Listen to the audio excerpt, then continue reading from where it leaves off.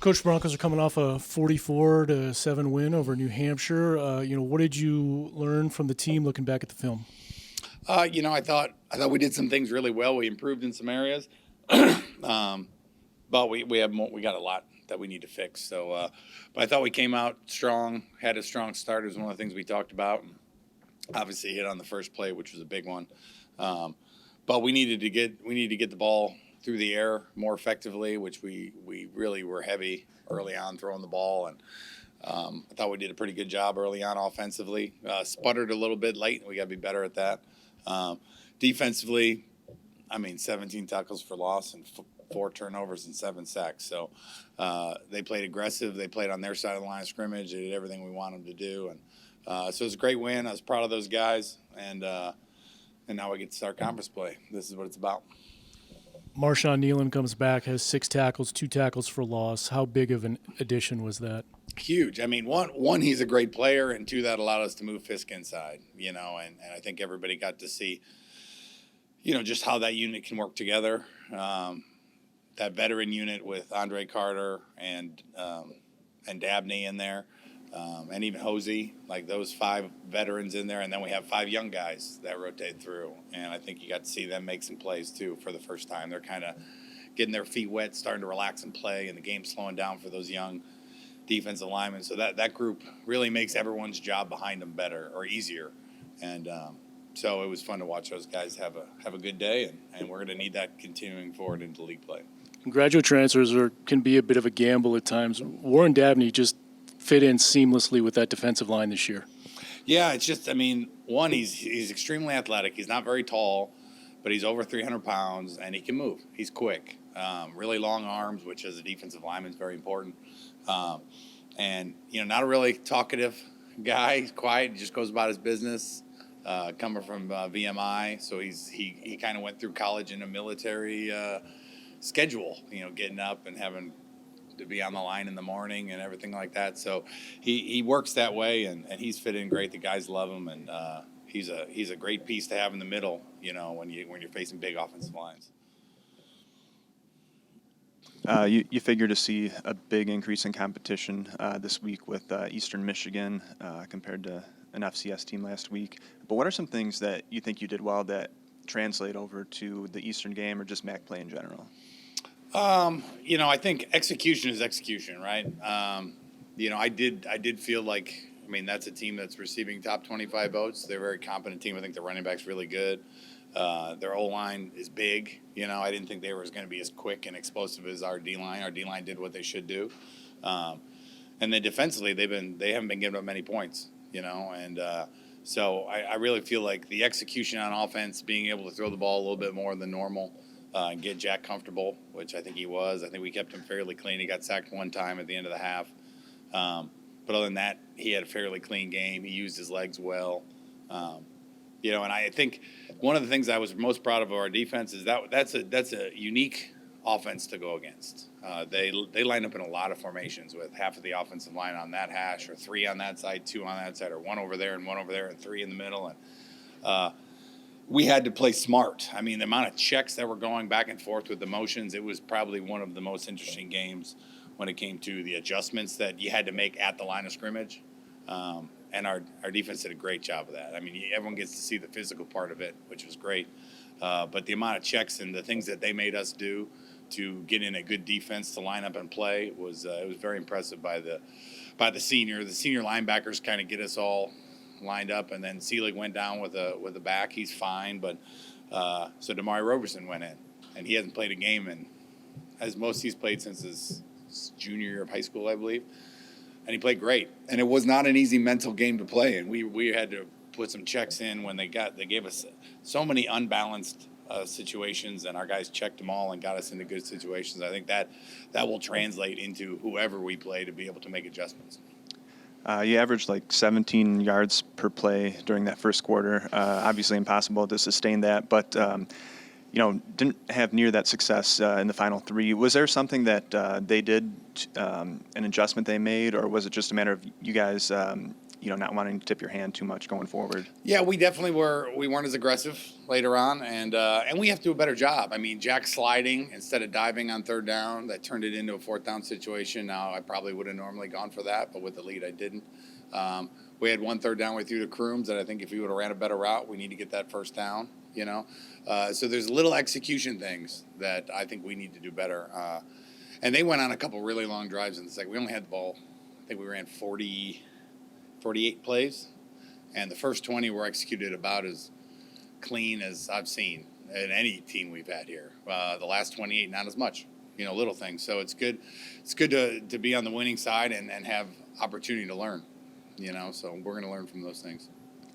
How is Jack's hand feeling after that game, and then after a few days of practice this week? Good. He's throwing it great. I mean, we've tried to be smart with him. I think he's totally fine. I mean, he got tackled, he got hit, he slid. We're just trying to make sure that he feels comfortable, and the ball came out good. Pretty much most of the day, I think he had one or two get away from him, had nothing to do with his hand. So. But yeah, it's pretty much totally healed now, and we're going to continue to be smart with him. But I had another great week of practice this week.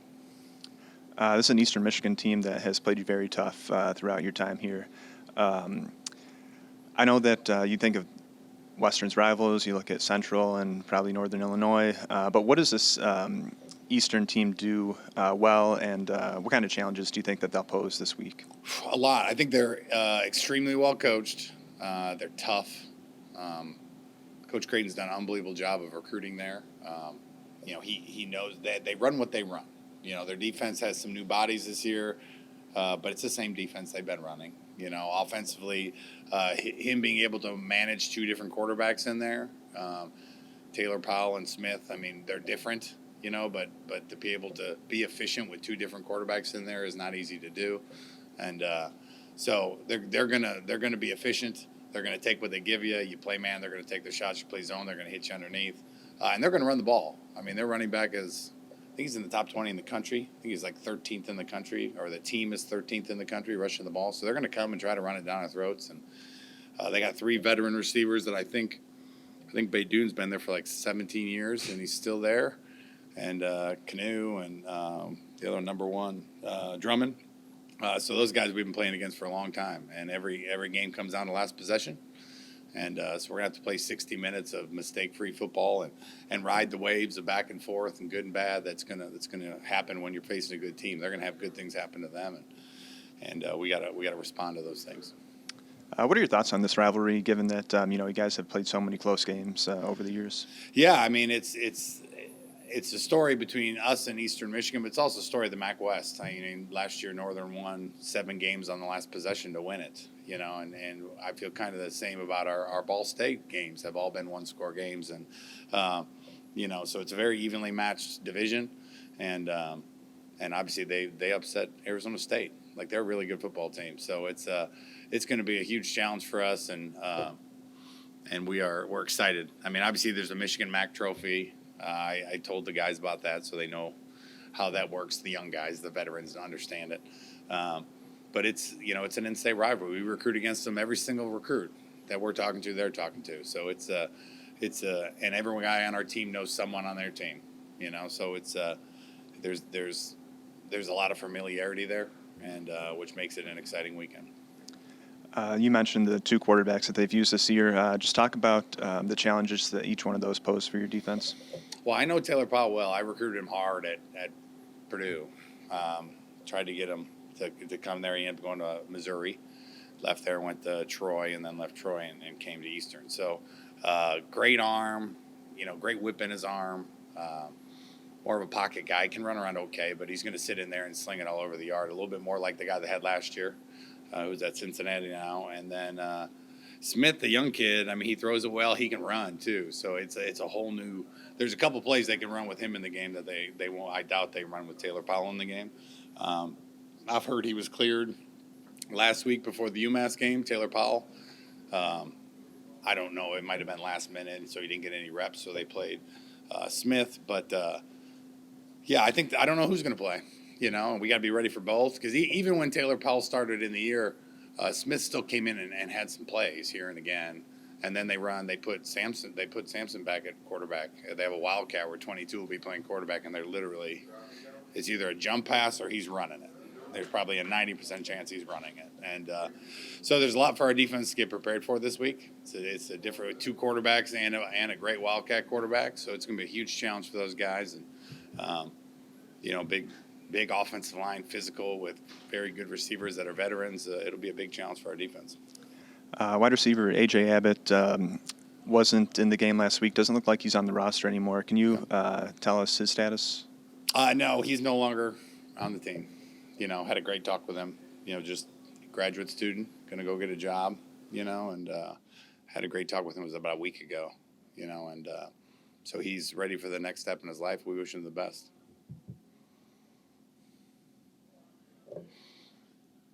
Buffalo put 50 on these guys. What did they do right?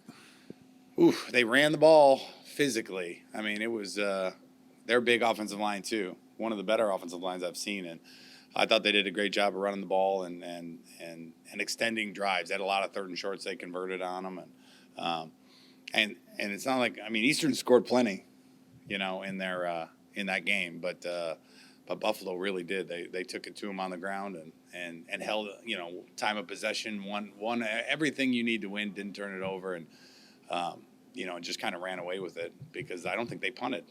It's normally good when you don't punt. You win most of those games. But yeah, they had a heck of a day, and they carried it on and beat Miami last week. So they're playing really high level right now. You've been tinkering with your offensive line. Where's that at right now? I thought Ellie did a great job at left guard last week. It did give us a little bit more push up front. Campbell still played. They kind of rotated a little bit. I expect Matt to be back this week. He just practiced full today, so he's going to be in the mix either at right guard or right tackle. The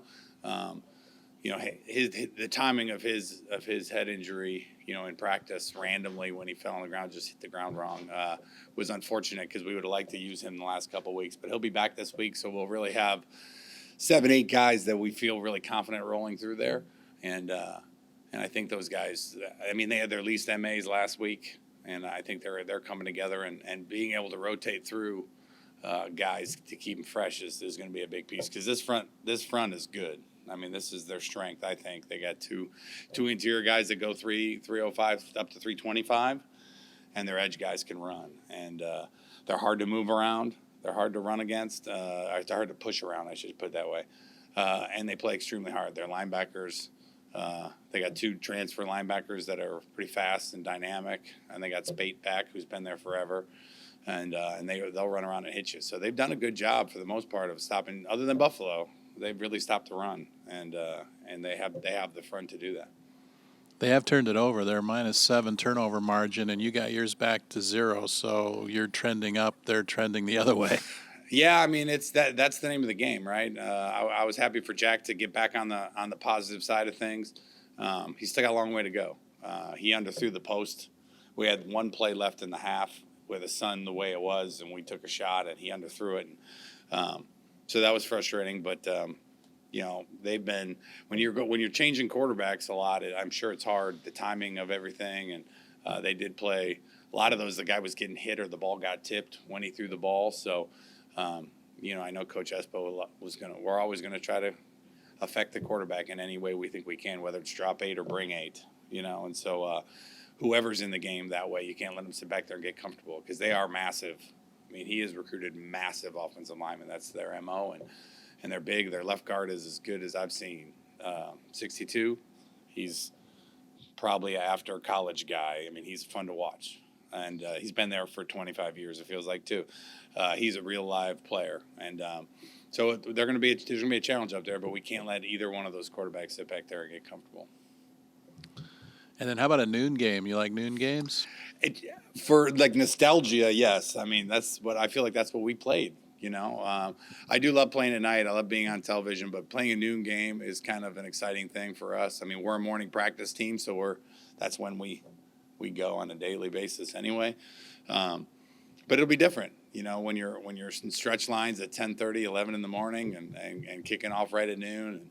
And so I know I'm excited about it. It's a little different, but the key is we got to get our guys ready when we kick off. And so it'll be different for this is our third home game. The fans have been unbelievable. They've been behind us, and it's helped our team. And so it'll be a little bit earlier this time, but we're excited for it. Thanks, Coach. Appreciate it.